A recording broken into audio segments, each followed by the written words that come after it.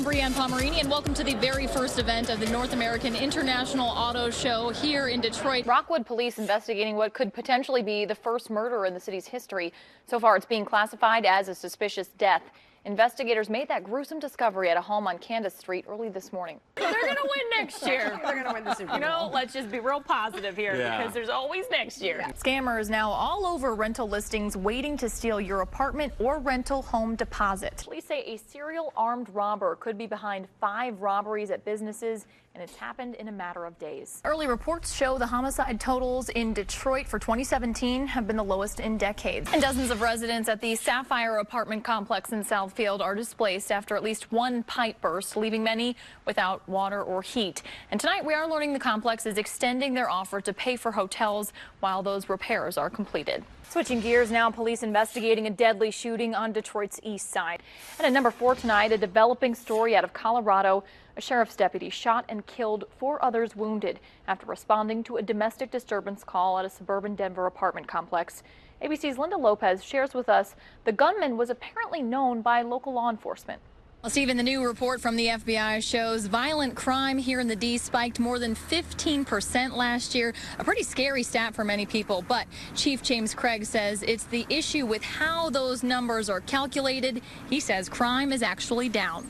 Well, Dave and Glenda, this scene has really calmed down a lot. This was pretty crazy out here just a little bit ago. I'm standing in the middle of Gratiot. Police have the entire roadway shut here at Rossini, and the crowd has thinned considerably. There were hundreds of people out here earlier, and this situation really all stems from the death of 15-year-old Damon Grimes. 7 Action News reporter Breanne Reel live tonight in Southwest Detroit. Breanne, what's going on out there? Well, Stephen, the protest out here continues to grow. Well over 100 people out here right now. They are listening to speakers at this point, from people directly impacted by this decision to people who are just upset about it. I'm seeing signs like this one right over here: end deportation, embrace immigration. That's just one of the many, many signs and many people out here that are upset by this decision. I did speak with lots of neighbors in this area tonight, and many tell me they actually did see the third woman who lived here, but they didn't know that she lived here. They thought she was just visiting. They had no indication that she was being held in the shed against her will. Of course, we'll continue to follow this story for any updates. Live in Macomb Township, Breanne Reel, 7 Action News. Fire crews are still working to put out the fire. You can see all of these towers, trucks here. They're all working right now from lots of different agencies to get the fire out. And until they get the fire out, DTE cannot go in and work to restore the power. Well, Carolyn and Stephen, I'm in Allen Park tonight, and these are the tracks here behind Thunderbolt Lanes. And this is expected to be the best spot to see that train, and folks out here are gearing up for the biggest year yet. Stephen and Carolyn, of course, this is one of those holiday stories that will cheer you up a little bit today. Here at the 6th Precinct, 2 rookie cops started their night shift by buying a gift card. They chipped in $25 apiece, and over the course of their shift, they decided to find someone deserving to give it to. Breanne Reel spoke with her mother tonight, joins us live on the scene with the very latest here. Breanne? Dave and Glenda, the crime scene tape still up here tonight. Police carefully investigating the situation. The home where this all happened, just a couple behind me here, but of course very dark and very tough to see at night. But you can see the bullet holes. Police say someone walked up and fired shots right through the walls. They were seated inside the house together on separate couches when our unknown shooter approached the residence with a long gun and fired from outside into the house. The bullets went right through the walls. 29-year-old Sophia Wilson, 4 months pregnant, was one of the victims. The other man still being called a John Doe by police. Police don't know why the residence was targeted. We are pursuing a couple theories on this, at which time, but I'm going to let the detectives, we're going to keep that right now to ourselves. Sophia lived at the home, according to her parents, with her boyfriend. Her boyfriend was not the other victim. We told her many times she could come and stay with us, but she just loved the person who she was with. While our cameras were rolling tonight, police took 2 people into custody. At this time, there are people at scene. I wouldn't call them people of interest, but there are people definitely we want to talk to. Sophia's family is devastated. Both of her parents, her sister, along with countless relatives, arrived on scene. They say she was a loving mother of a 9-year-old and a 5-year-old and was excited about her pregnancy. She was 4 months pregnant. She was just about to find out what she was having. Her mom just saw her this morning, dropping the kids off with her for their first day of school. But she was such a loving and caring person.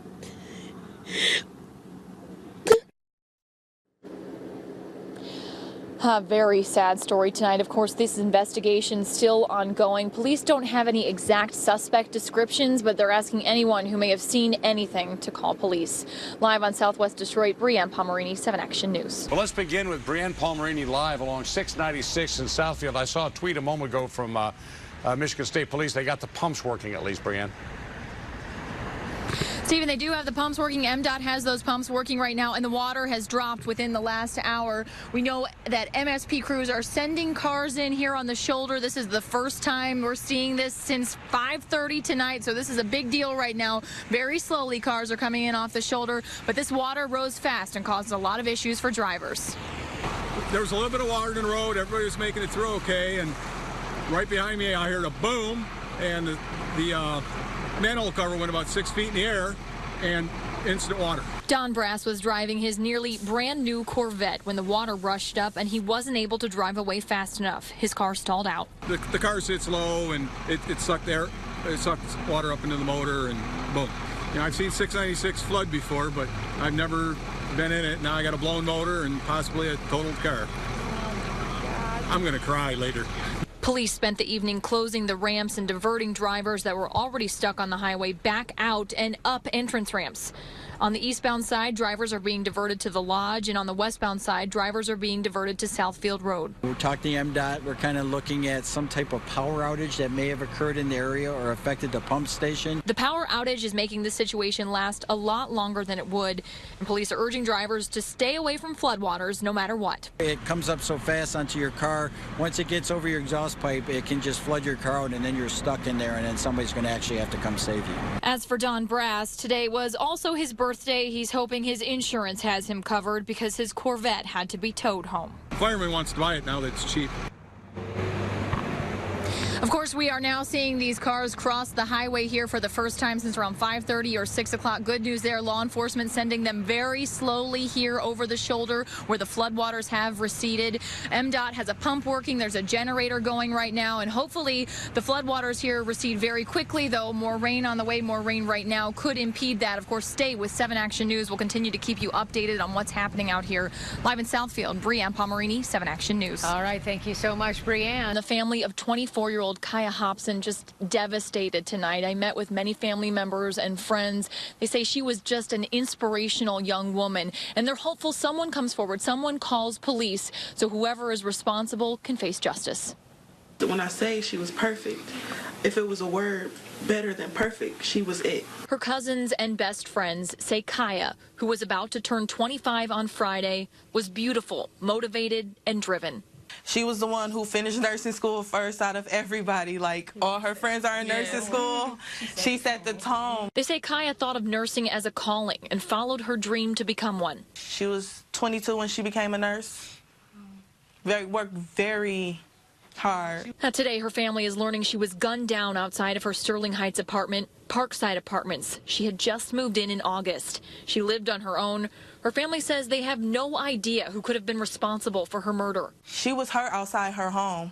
She wasn't out at a club. She wasn't pulling up to a guy's house. She was at her home. And when you think of home, you think of safety. She was a young woman who put others' needs ahead of her own, who cherished her family and loved her job. She always told us, if you're going to school to be a nurse, make sure you're going to do it because you loved it. Because no dollar amount is going to make you happy when you have the worst day. She's leaving behind proud parents, 2 sisters, a brother, a nephew she doted on, cousins, and best friends she counted as family. It's the worst pain ever. It's the worst pain.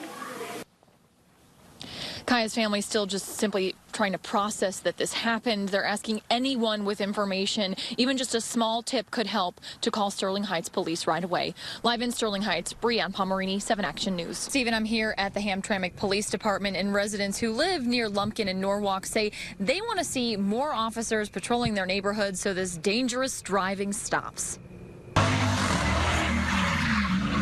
It's loud. I can't sit in my own house in peace. The smoke of the burning tires is obnoxious, and I'm worried that some little kid is going to get hit. Catherine Roach lives on Norwalk Street, and last night she captured this video of the speeding cars and the spin-out. If that guy last night had lost control, he'd have hit a crowd of about 30 people. She says all summer long it's been a problem. Even while our cameras were rolling, one of the same vehicles showed back up to Norwalk Street.